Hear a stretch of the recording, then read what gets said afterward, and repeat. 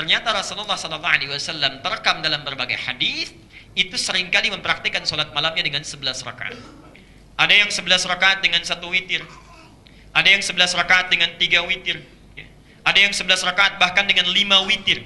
Ya, dengan 5 witir, Masya Allah. Yuk lihat sini. Jadi kesimpulannya, Nabi SAW berapa rakaat? 11 rakaat. Bisa dipilih, ya. Waktunya bisa setelah Isya atau pertengahan malamnya.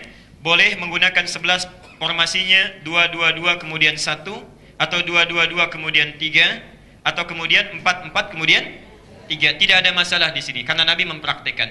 Jadi yang 4-4-3 jangan menganggap ringan yang 2-2-1 atau 2-2-3, ya, dan menyimpulkan Nabi tidak begitu. Bukan begitu. Kita yang belum tahu hadisnya, ya. Disilahkan. Boleh. Saya tidak ingin meninggalkan persoalan dulu. Dalam 2-2-2 kemudian ujungnya 3. Yang 8 ini kan ada 2 rumus, ya. 4-4-3 kemudian 2 plus 2 plus 2 plus 2 plus 3. Timbul pertanyaan, yang 3 ini dibagi 2 plus 1 atau langsung 3? Oh, jangan dulu dijawab, kita lihat dulu bahasannya. Kita lihat dulu. Ada yang membagi 2 plus 1, ya. Menyandarkan pada hadis Ibnu Umar. Bukan dari Nabi langsung, tapi dari Ibnu Umar, ya. Beliau kemudian pernah melakukan sholat, nampak, saya bahasanya nampak membagi 2. 2 dulu, kemudian 1. Yang 2-nya disebut dengan syafa'. Dari hadis ini sementara saudara kita berijtihad, kalau witir itu menggunakan 3 rakaat, maka bagi 2. Pertama 2 rakaat, kedua 1. Pernah menemukan yang seperti ini? Ada. Nah, setelah diteliti, menurut pendapat yang terkuat, kami berpandangan pendapat terkuat, dari praktek salat witir Nabi, itu hampir tidak pernah membagi, jarang. Bahkan pernah Nabi salat 5 rakaat witirnya, itu nggak dibagi. Nggak pernah salam, bahkan nggak ada tahiyatnya. 1 rakaat bangun lagi, 2 rakaat bangun lagi, 3 rakaat bangun lagi. Baru setelah yang kelima, baru beliau salam. Nah, baiknya, jadi ini menguatkan bahwa yang ini agak lemah dalam pandangan dibagi itu. Dari sisi yang pertama, dalilnya kurang menguatkan. Karena ini pandangan Ibnu Umar, ya, tapi tidak nampak langsung dari Rasulullah. Ini pun penafsiran, multitafsir. Yang kedua, dari mana multitafsirnya? Perhatikan. Yang 2 ini disebut dengan syafa'. Syafa', salat syafa'. Ketika kami bertanya, apa yang 2 ini? Ini syafa'. Yang ini witir, tunggal. Nah, di sini segi kesalahpahamannya. Sebetulnya yang dimaksudkan 2 dibagi 1, 2 ditambah 1 ini, atau yang 3 rakaat, sebetulnya bukan membagi 3 dibagi 2, atau dalam witir, bukan. Itu ingin menunjukkan salat yang di atas ini, 10 rakaat.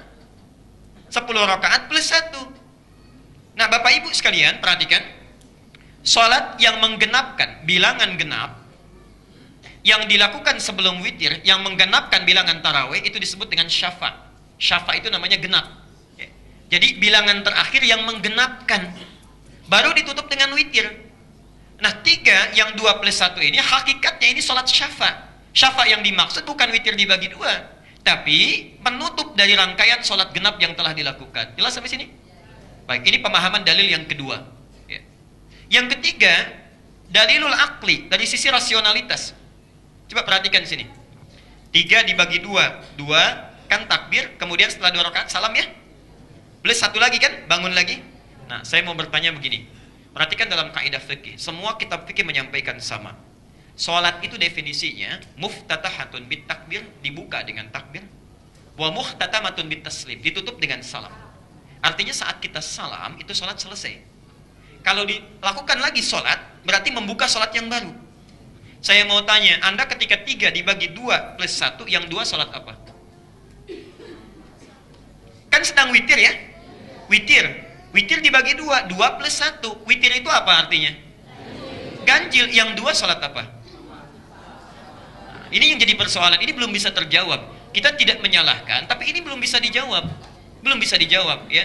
Karena definisi salat itu dibuka dengan takbir, ditutup dengan salam. Artinya kalau Anda misalnya melakukan pembagian 2, salat itu sudah ada 2 salat di situ. 2 salat.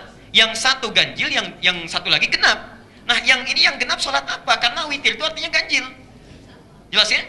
Nah, karena itu mayoritas ulama lebih memandang bahwa kalau melakukan 3 itu langsung sekaligus, tanpa dengan tahiyat. Sekalipun tidak harus menyalahkan yang dibagi 2, karena itu ijtihad saja, silahkan. Kita menghormati itu, ya.